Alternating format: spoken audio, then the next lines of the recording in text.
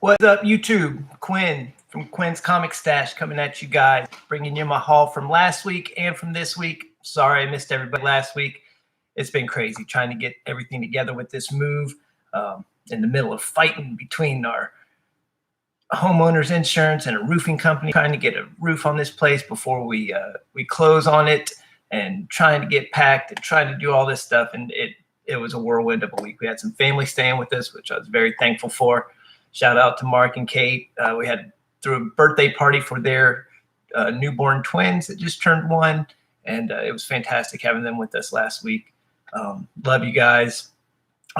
But due to me not doing a show last week, I got a bunch of comics to show you guys. Got a bunch of cool stuff. So I'm just going to go through what we picked up in the last couple weeks. And here we go. Start out with Way of X, #1. Love this book. Right now, this is my favorite X book out there. It's freaking awesome. It's being written by S.I. Spurrier.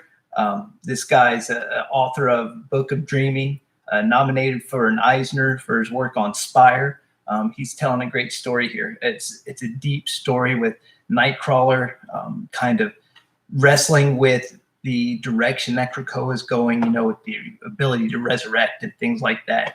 And Nightcrawler being a man of the cloth and of Christian faith, he's really having to struggle and reconcile his position on Krakoa and the direction that the youth are heading and things like that. It's a very deep story. Loved it. Can't wait for issue #2. It's got some great artwork. Bob Quinn, no relation. He's from Champions, and he's been also working on Cap recently, so you recognize his art from there.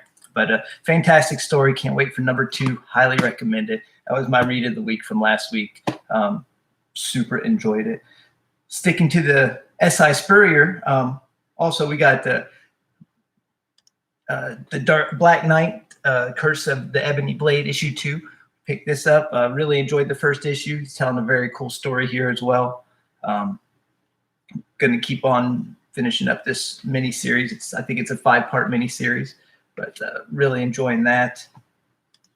Next up, we got issue 2 of Carnage, Black, White, and Blood. This is a 5-issue mini-series that's like an anthology series. It's a bunch of short little stories composed from all sorts of different creators. First story in here, Donnie Cates and Kyle Holtz. And they tell a Carnage shark story. All right, a shark gets the Carnage symbiote in the ocean, and it's fantastic. It's really good. There's another little story in here by Chip Zdarsky. Super Chip Zdarsky. Mark, love everything that guy writes. He's fantastic. On to the next book, we got Alien, issue #2. Love this cover, by the way. Written by Philip Johnson and art in it by Salvador Larroca. #2 really picked up a lot for me for the series. I feel like #1, it was a setup issue, but #2 hit the ground running. Fantastic horror book. I mean, it starts out with a terrifying scene right at the beginning as soon as you open the cover, and it keeps that eerie creepiness throughout the story. It really feels like an alien story. I'm really excited to see where this book goes, and I'm in it for the long haul. Next up was my cover of the week from last week. Absolutely love this cover by Brian Stillfreeze. The Joker just looks like he's distraught, with his head held in his hands. He's staring down into a pool of blood from the mayhem that he's just caused. And you realize, I don't know if you can see it very well there, but he just has the most sadistic smile on his face. It's a brilliant cover. Big fan of James Tynion, who's writing this book. Also writing Department of Truth. You guys, fantastic. Check that out. Next up from DC, we got Superman Red and Blue. Really enjoyed the first one, so I picked up the second one. It's a 4-short story anthology series, all self-contained. A bunch of different various artists and writers working on Superman stories, but they tell some neat Superman tales. I enjoy getting my Superman in doses like that. Also from last week, had to pick it up, Batman Fortnight. Not too much into Fortnite. My son's begging me for this, so I'm pretty sure I'm going to have to crack it and let him get the code out of it. But picked it up because they were pretty limited at the comic shop. shout out to our local comic shop here, Dombrowski Games and Comics. Had one held back for me, and always like picking up stuff that's being sought after, you know. Next up, we got Orphan and the Five Beasts.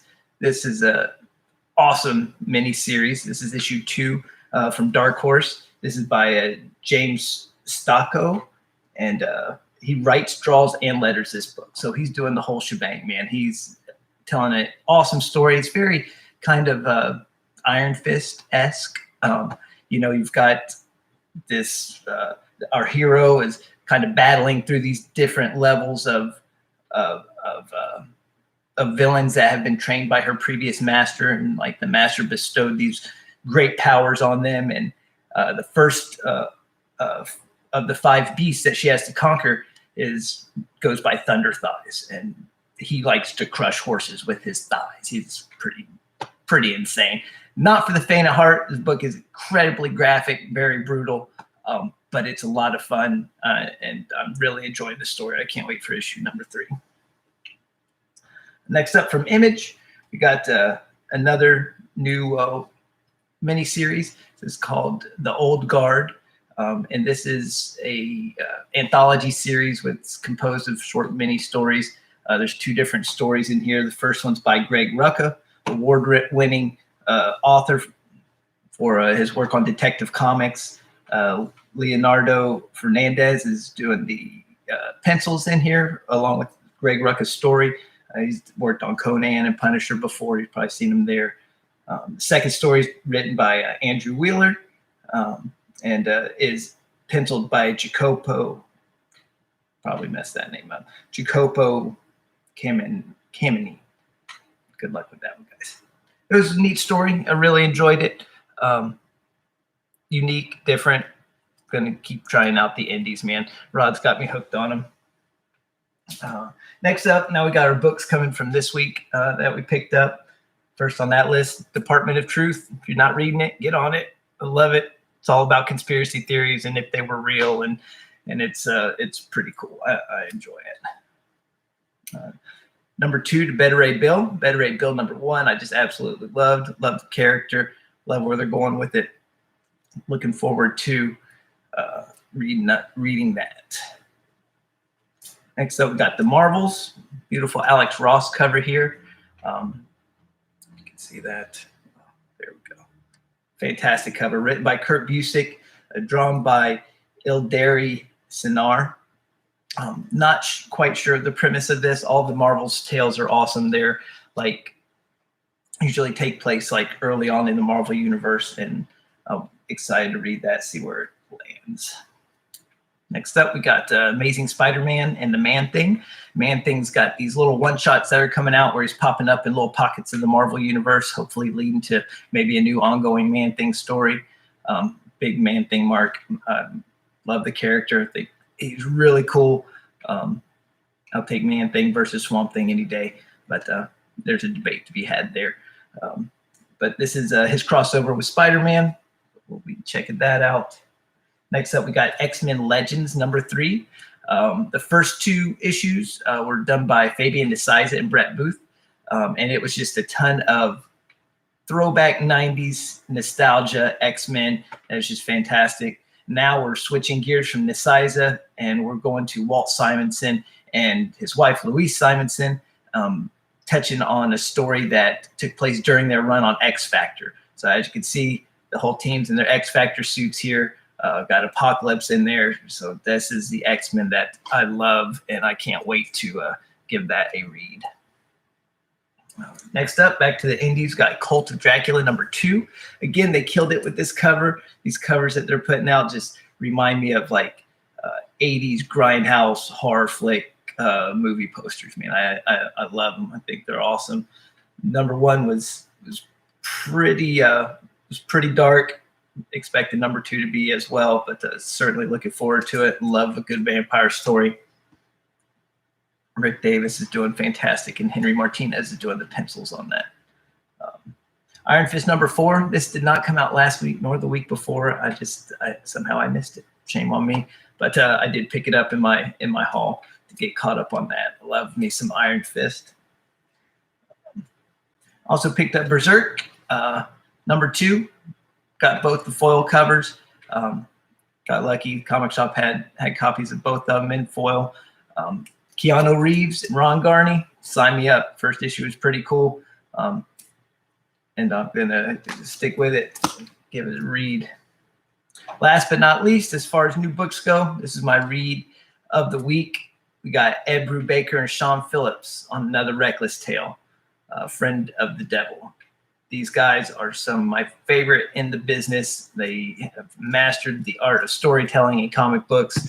I love the crime noir genre of books, and if you guys are into that type of comic, it's a cannot miss.